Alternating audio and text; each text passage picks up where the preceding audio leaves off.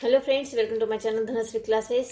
आजच्या या व्हिडिओमध्ये आपण काही इथे रोज बोलली जाणारी मराठीची वाक्य बघणार आहोत, जी वाक्य आपल्याला इथे इंग्रजीमध्ये तयार करायची आहेत. रोज बोलली जाणारी वाक्य म्हणजे डेली यूज सेंटेन्सेस. ठीक आहे. आता बघा, आपण एक पहिलं वाक्य इथे बघूया की मी इंग्रजी शिकवत आहे. आता हे वाक्य आहे, हे वाक्य आपल्याला इंग्रजीमध्ये तयार करायचं आहे. मराठी वाक्य आहे, जसेच तसं आपल्याला इंग्रजीमध्ये तयार करायचं आहे. तर मराठी वाक्य इंग्रजीमध्ये तयार करताना त्याचं स्ट्रक्चर जर आपल्याला माहित असेल तर आपण हे वाक्य हे झपाट्याने करू शकतो. मराठी वाक्य इंग्रजीमध्ये करताना कर्ता जो असतो वाक्यातील, तो कर्ता हा नेहमी 1 नंबरला लिहायचा असतो आणि कर्त्यानंतर काय येतं, क्रियापद येतं, ते 2 नंबरला, आणि उरलेलं काय येईल, या वाक्यातील उरलेलं जे ऑब्जेक्ट असतं ते काय येईल, 3 नंबरला येईल. ठीक आहे. तर आता या वाक्यातील कर्ता आहे मी साठी आपण काय लिहिणार आहोत, आय. आपल्याला जर मराठी वाक्यातील जे शब्द आहेत त्याचे जर इंग्रजी अर्थ जर माहीत असतील आपल्याला, तर आपण पटपट हे वाक्य तयार करू शकतो. आणि माहीत नसतील तर आपण हे वाक्य वाचून आपल्याला ते लक्षात येतं. ठीक आहे. आय नंतर काय येईल, आय नंतर सहाय्यकारी क्रियापद येतं एम, आणि या वाक्यातील क्रियापद आहे शिकवत आहे. आता शिकवणे म्हणजे काय, टीच, TEACH. आणि आता या वाक्यात काय आहे, शिकवत आहे म्हणजे क्रिया चालू आहे, म्हणजे क्रियापदाला आपण काय लावणार आहोत, ING, म्हणजे teaching, TACHING, teaching. I am teaching. काय शिकवत आहे, जे ऑब्जेक्ट, ह्या वाक्यातलं उरलेलं काय आहे, ऑब्जेक्ट, ते काय आहे, इंग्रजी म्हणजे इंग्लिश. ठीक आहे. ही जी वाक्यरचना आहे ही या पद्धतीने आपण करून घ्यायची आहे. 1 नंबर, 2 नंबर, 3 नंबर, आणि त्यानंतर आपण इंग्रजी वाक्य तयार करायचं आहे. ठीक आहे. पुढचं वाक्य बघा, मी माझी खोली साफ करत आहे. आता हे जे वाक्य आहे हे देखील आपले चालू वर्तमान काळातीलच वाक्य आहे, कारण खोली साफ करत आहे म्हणजे या वाक्यातील क्रिया कशी आहे, चालू आहे.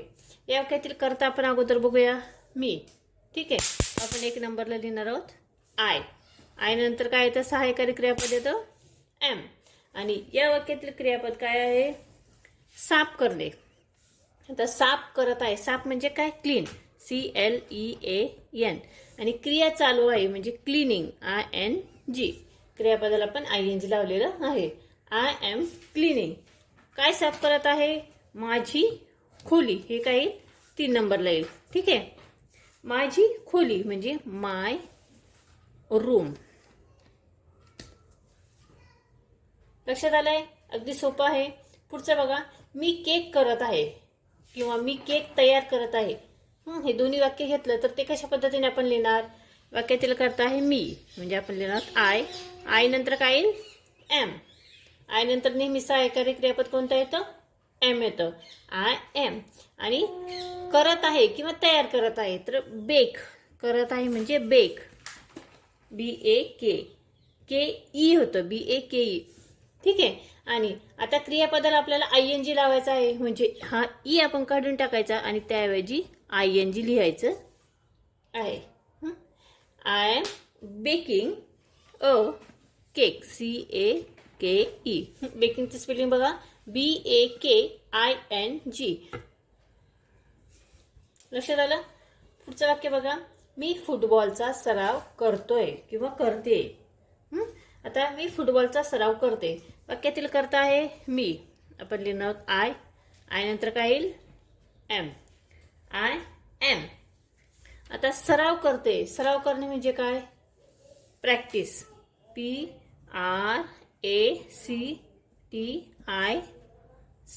आणि E, प्रॅक्टिस.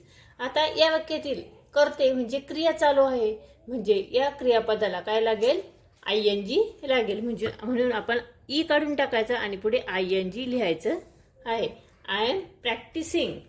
काय, कशाची प्रॅक्टिस आहे, तर फुटबॉलची, म्हणजे FOOTBALL.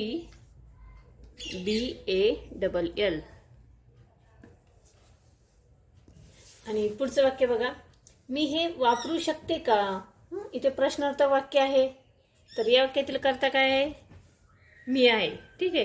प्रश्नार्थक वाक्य इंग्रजीमध्ये तयार करताना या वाक्यातील जे प्रश्नार्थक शब्द जो असतो तो आपण नेहमी सुरुवातीला लिहायचा आहे. ठीक आहे. आता हे जे वाक्य आहे, मी हे वापरू शकते का? आता हे प्रश्नार्थक वाक्य आहे. हे सहाय्यकारी क्रियापदाने आपण इथे वाक्य तयार करणार आहोत. शकते का म्हणजे काय? कॅन. ठीक आहे. आणि कॅन नंतर काय येईल या वाक्यातील? करता येईल. Can I. Can I. आणि वापरू शकते का? वापरणे म्हणजे काय? बोरो. BORROW. बोरो. आणि हे म्हणजे काय? धिस. आणि प्रश्नार्थक साइन. ठीक आहे. पुढचं वाक्य बघा. तू दमली असशील ना? या वाक्यातील करता आहे तू. तू साठी काय लिहिणार आहोत? यू.